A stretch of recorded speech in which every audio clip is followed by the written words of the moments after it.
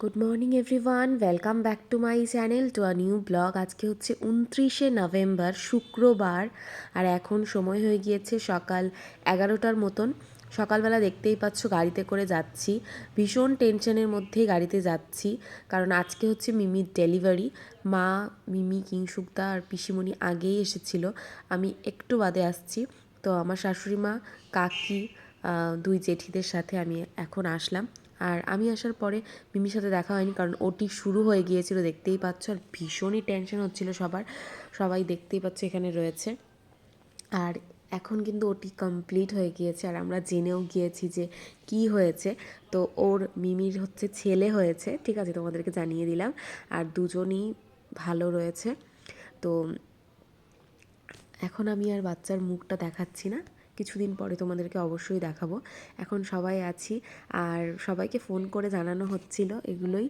আর অনেকক্ষণ থাকা হয়েছে, মিমিকে অনেকক্ষণ পরে বের করেছে ওটি থেকে।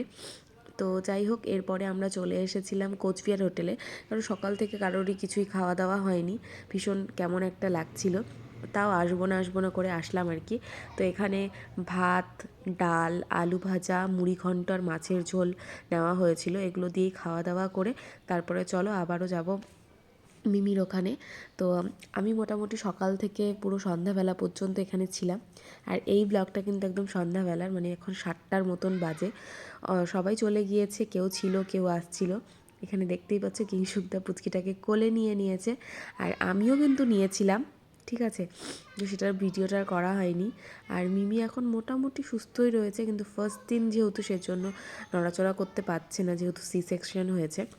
আর এই যে দেখতে পাচ্ছ ভিডিওটা, এই ভিডিওটা কিন্তু 4 দিন পরের, মানে আজকে হচ্ছে 4 দিন। আর আজকে কিন্তু মিমির ছুটি হয়ে যাবে।